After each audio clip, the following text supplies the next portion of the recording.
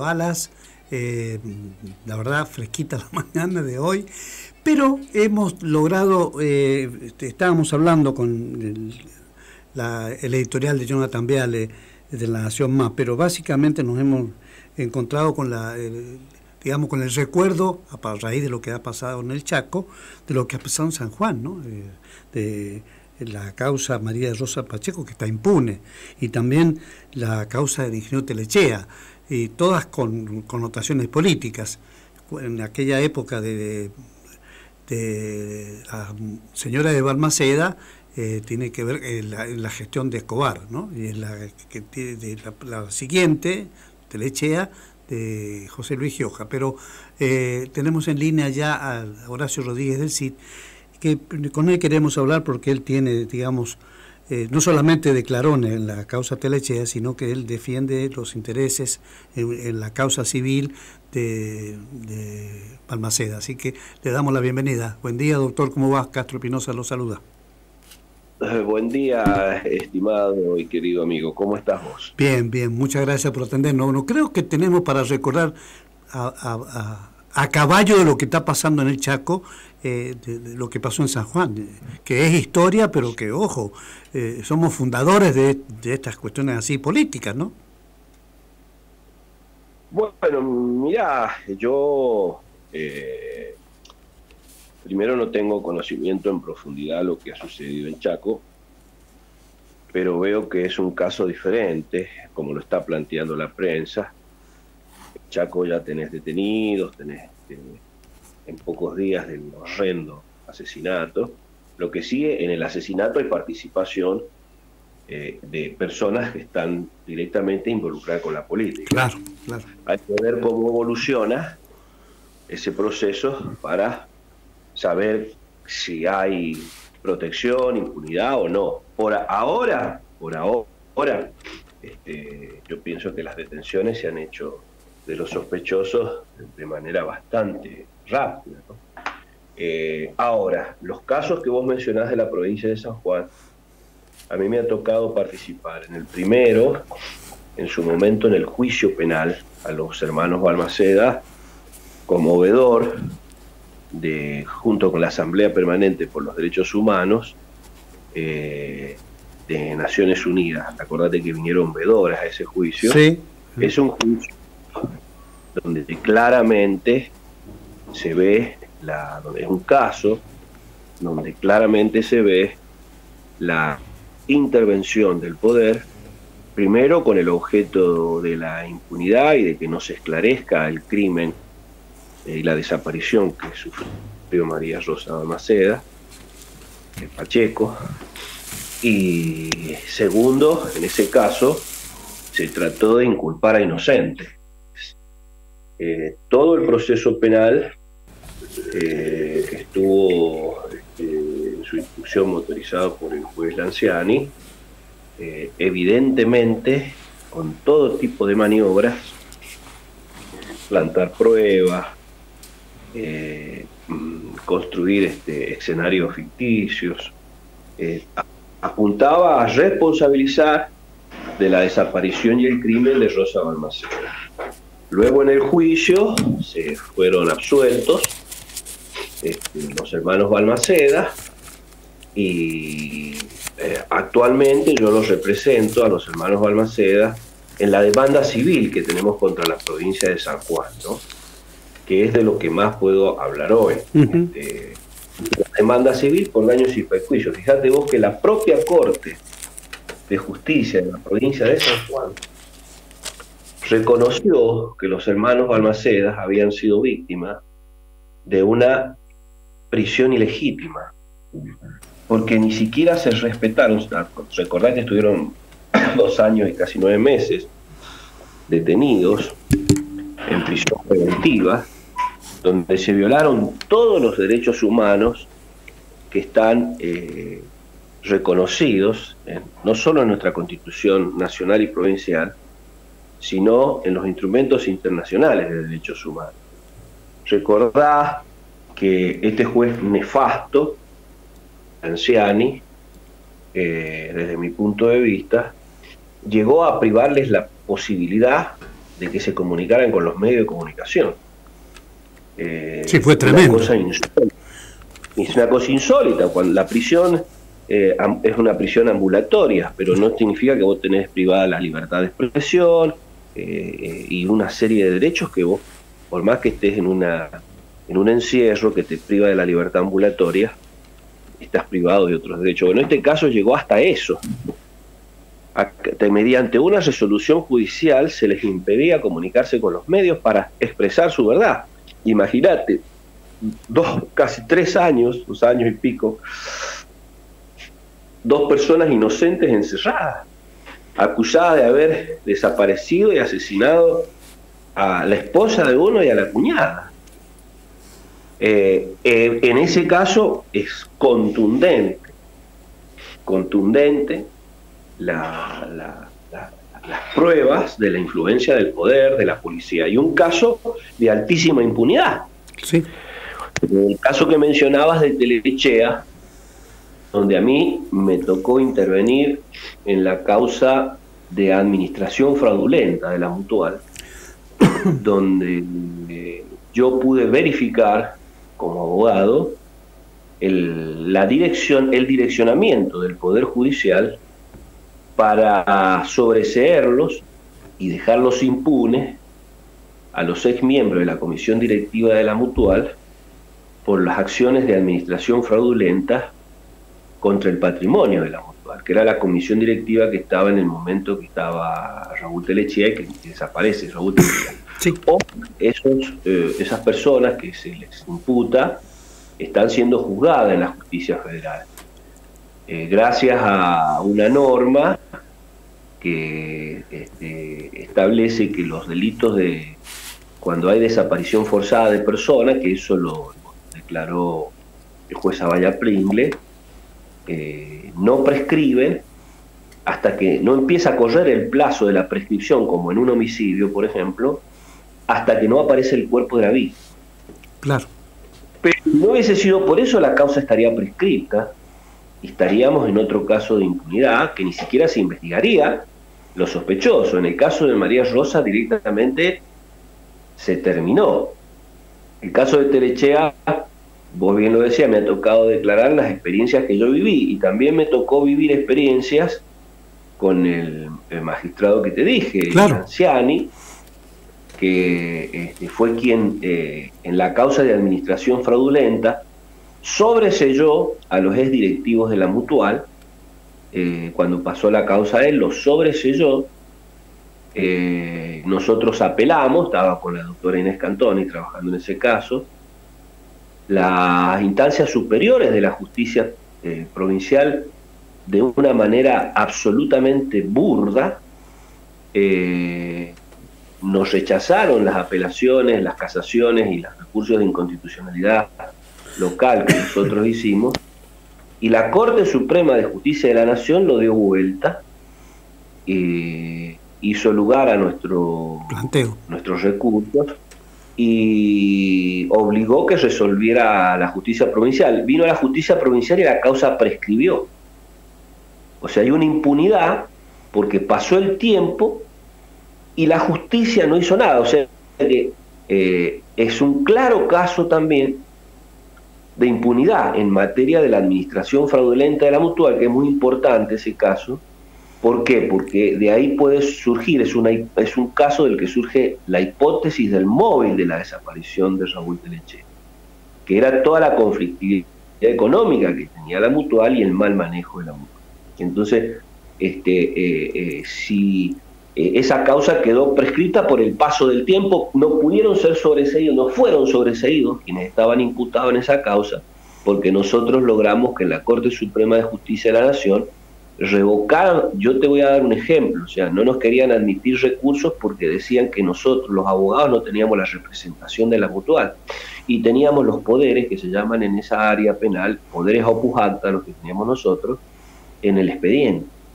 Es como si yo soy representante tuyo en un juicio y el juez me dice que no soy representante tuyo y vos tenés el poder ahí. ¿Me entendés? Claro, claro. ¿Cómo? Ya tengo el poder. soy representante de Castro Espinosa, y no, dice, no puede. Y apelás una sentencia en tu contra y la justicia dice, usted no puede apelar porque no tiene poder. Es una cosa increíble. Increíble.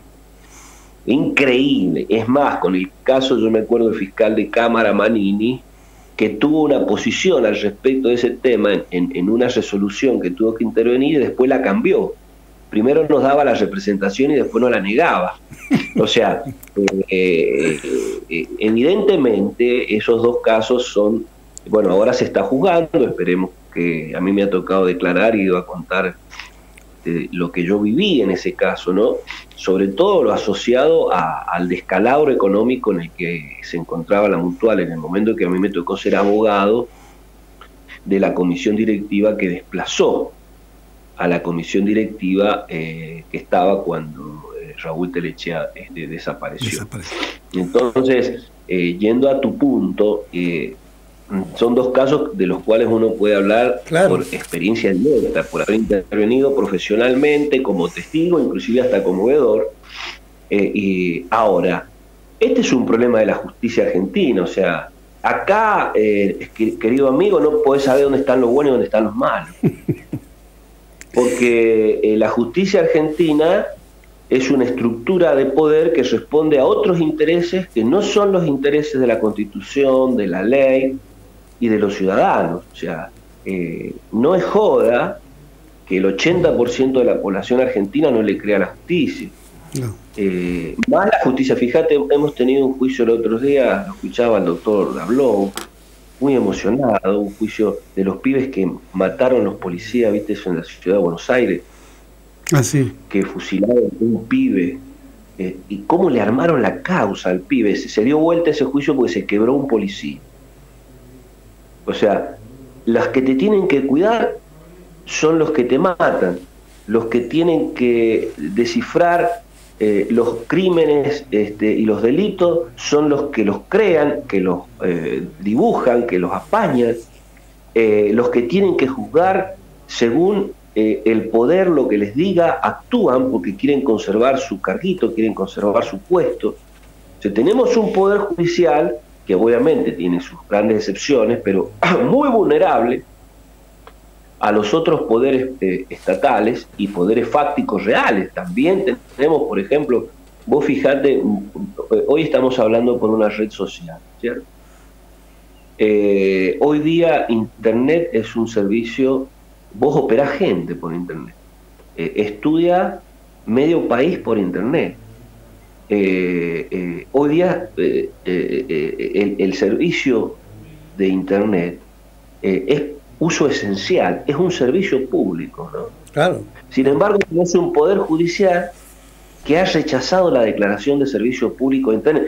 Todas las causas del Poder Judicial Castro Espinosa hoy día se tramitan por vía digital. Claro. En la justicia federal, civil y administrativa, ya tenés expediente digital, ya se ha reemplazado totalmente el papel. Y se profundizó con la pandemia también, ¿no? Claro, nosotros no podemos presentar un solo escrito a tribunales, la justicia civil, la justicia laboral, salvo en algunas excepciones, si no es por la página web del Poder Judicial. O sea, hoy el mundo se mueve a través de estos sistemas y la justicia no lo ha declarado interés público, servicio público, para que el Estado ejerza un control sobre su negociación, sobre su acción, etcétera, etcétera, de esto. Es casi como la electricidad. A vos se te cortan las computadoras y se te acabaron los bancos. Pero tenés que meter necesariamente en lo que vos estás comentando con Internet, tenés que meter también las actividades de los gobiernos en la administración pública, en dar a conocer por Internet toda la tarea de las licitaciones y demás. Esto es un tema que le echaban la culpa a Macri, que estaba. La justicia argentina ha dicho que no es un servicio público. Entonces, ¿qué te quiero graficar con todo este tipo de casos tan burdos, tan visibles?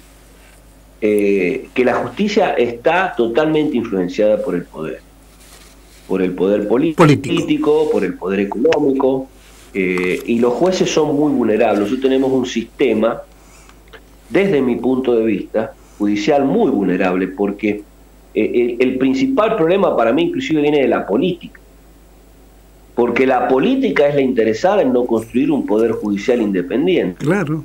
Mirá lo que hemos vivido nosotros en la provincia de San Juan con este mamarracho que hemos vivido con el tema, primero el dictado de las normas que reemplazaron las PASO, que fue una cadena de vergüenzas que concluyó en la vergüenza mayor, que es esta ley del EMA, denominada así, donde se viola absolutamente el derecho al voto del ciudadano. Vos votás un tipo y resulta que está votando otro. Sí. Una trampa electoral legalizada. ¿Qué ha hecho el Tribunal Electoral? Nada. Fíjate hasta dónde hemos llegado los sanjuaninos a este desdoblamiento de las elecciones. Actualmente no tenemos gobernador electo cuando debería haber sido electo, porque no se ha aplicado la Constitución como corresponde. Es más, si hubieses tenido una diferencia, la tendrías que haber resuelto ya hace un año sobre si es posible o no la selección de uno de los candidatos que fue el cuestionado y finalmente excluido del proceso electoral porque la Constitución no se lo permite.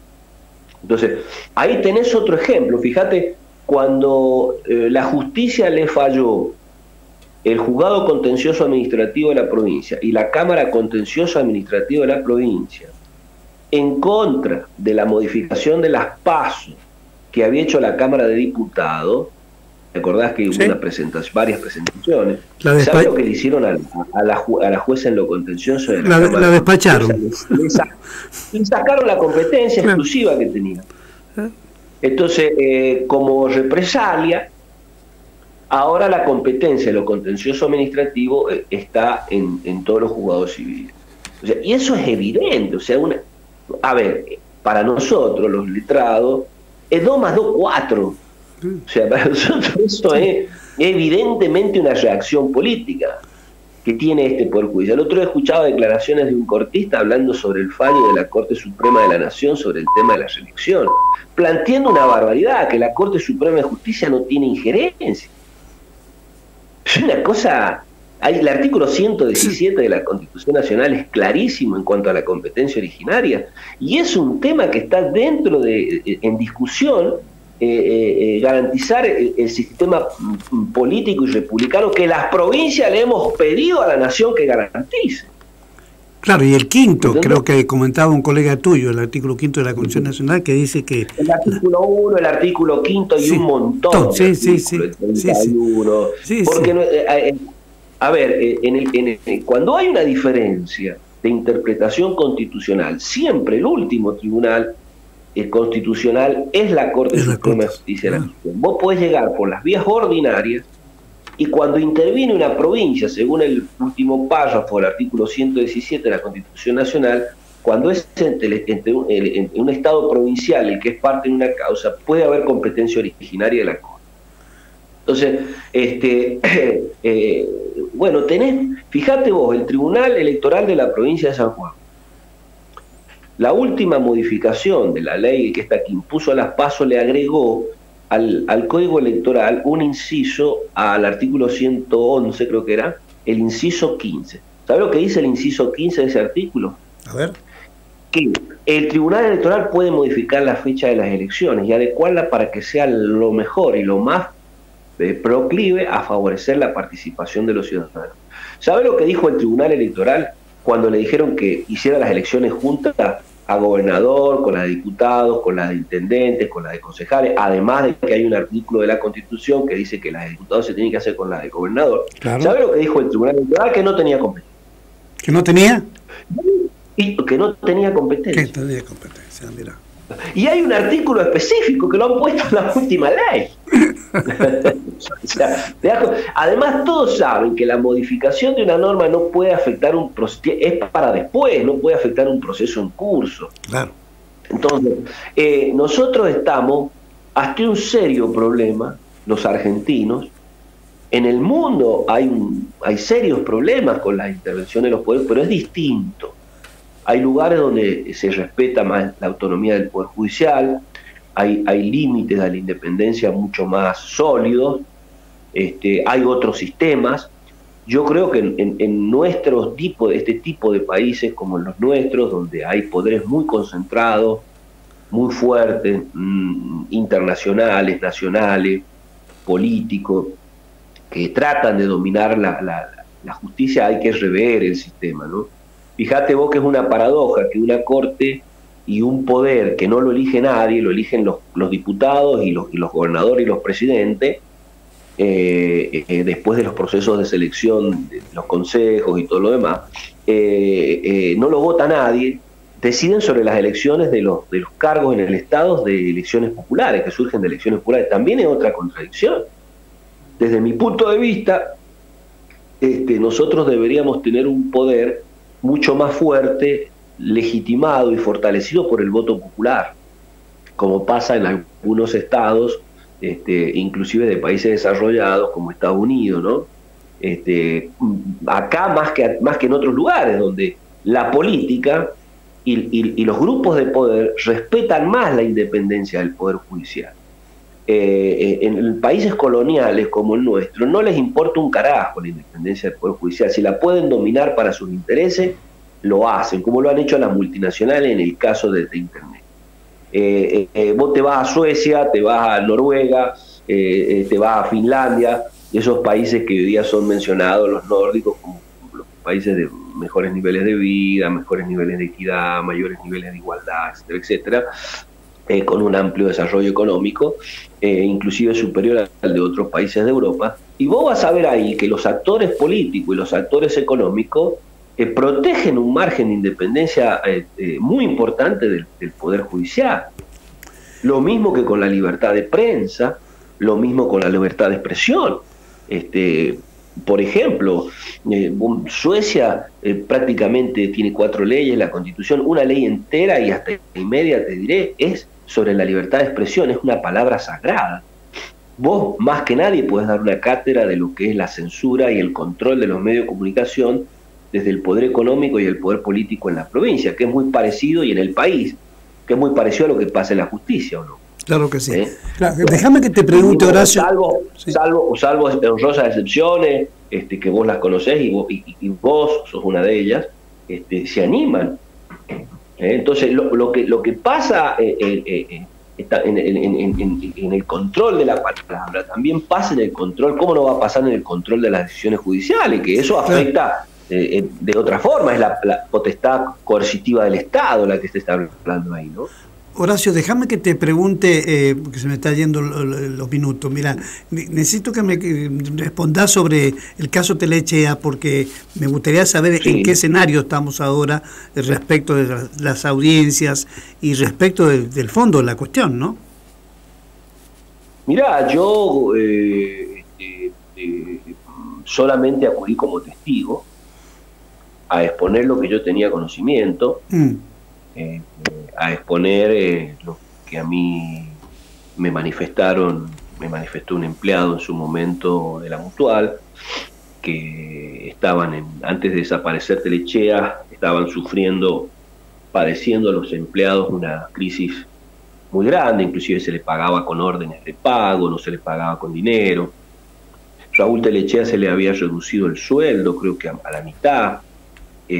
Se le había prometido que iba a ser secretario general de la Mutual, que es como una figura, como un gerente, no se le había dado, y venía en verdadera bancarrota, y según este empleado de la Mutual, que me dijo a mí en una oportunidad, antes de desaparecer, le había dicho: mirá, gordo, quédate tranquilo, porque estos, cuando nos quieran seguir cagando, nosotros los vamos a cagar, porque yo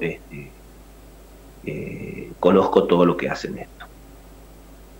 Eso habría sido antes, obviamente, de la desaparición, antes de una hipotética reunión que tuvo para tratar todos estos problemas y su situación en la Mutual con los directivos. Yo declaré de lo que vivencié en la justicia. Claro, claro. Como la justicia trató de brindarle impunidad en la causa de administración fraudulenta. Yo intervine. Y también comenté lo que me dijo el juez Lanciani, a mí y a 6, 7 directivos de la nueva comisión de la Mutual. Él me dijo, fíjate qué paradoja, estamos hablando de 2 casos acá, nos dijo que él sabía dónde estaba Teleche, que Teleche estaba escondido. Ah, mira. Y dice, ¿y saben por qué lo sé yo? ¿Por qué? No sé. Lo mismo me pasó en un caso anterior, y señaló un grupo de expedientes que tenían ahí, que era el caso de María Rosa Pacheco. Lo mismo me pasó en este caso de una señora donde yo sabía, porque él también me lo había dicho. Y nosotros, imagínate, estábamos sorprendidos ahí. Claro. ¿Y quién se lo había dicho? Y señaló a un crucifijo. Ah, la pelota. Quedamos estupefactos. Sí, obvio. Claro.